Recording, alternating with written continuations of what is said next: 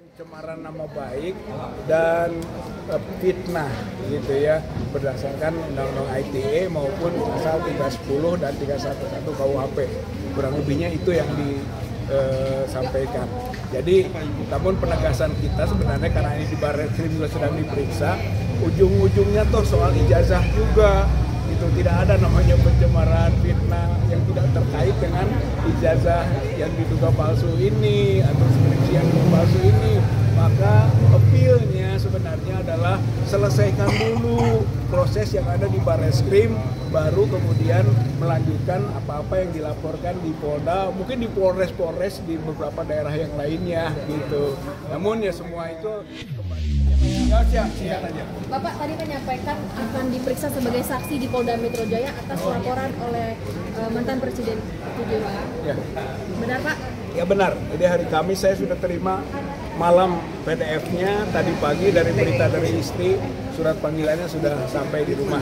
Jadi hari Kamis ya, jam 10 saya diminta keterangan berkaitan dengan laporan Pak Joko Widodo tentang dugaan ijazah palsunya, tapi yang dilaporkan itu adalah pencemaran nama baik dan fitnah gitu ya, berdasarkan Undang-Undang ITE maupun pasal 310 dan 311 KUHP.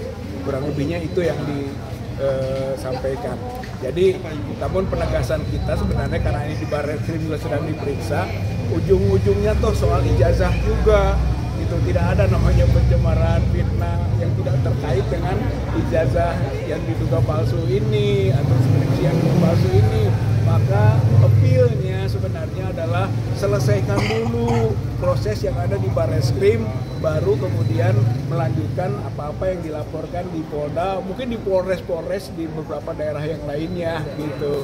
Namun ya semua itu kembali ke ketaatan, kepatuhan hukum kita juga. Untuk persiapannya Kang, untuk persiapannya nanti untuk hari Kamis itu apa Kang?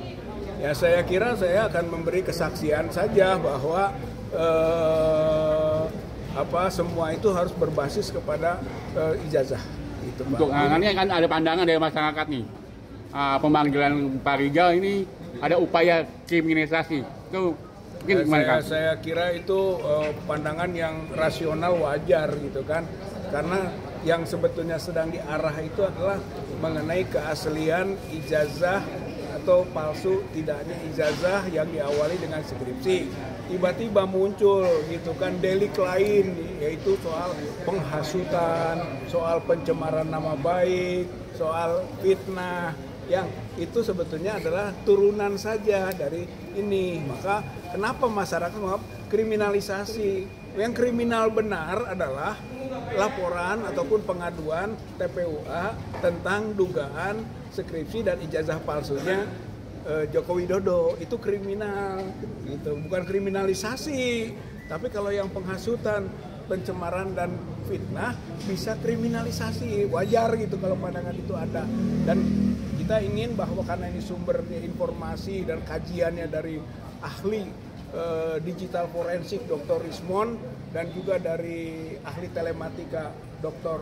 Roy Suryo, maka tadi juga saya masukkan itu bahwa ini patut untuk mendapatkan tempat memberikan informasi atau keterangan mengenai dugaan ijazah palsu Joko Widodo.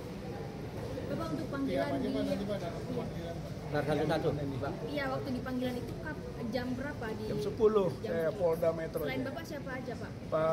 Saya yang sudah saya tahu Kurnia Tri Rayani SH gitu ya, dari TPUA juga. Nggak tahu yang lainnya, saya tidak tahu. Tapi memang itu sangat cepat sekali gitu ya. Cepat. Pemanggilannya sangat cepat. Nanti pemeriksaan apa yang akan dibawa Pak? Ya, saya kira dokumen-dokumen yang kita miliki sekarang kita akan bawa lagi. Ya, dokumen sekarang terutama video-video hasil kajian dari ahli berkaitan dengan kenapa kita yakin bahwa skripsi dan lembar pengesahan skripsinya Joko Widodo di UGM itu palsu dan juga ijazahnya tadi palsu. Saya kira dari kajian ahli terutama yang akan menjadi dasar tentang keyakinan itu.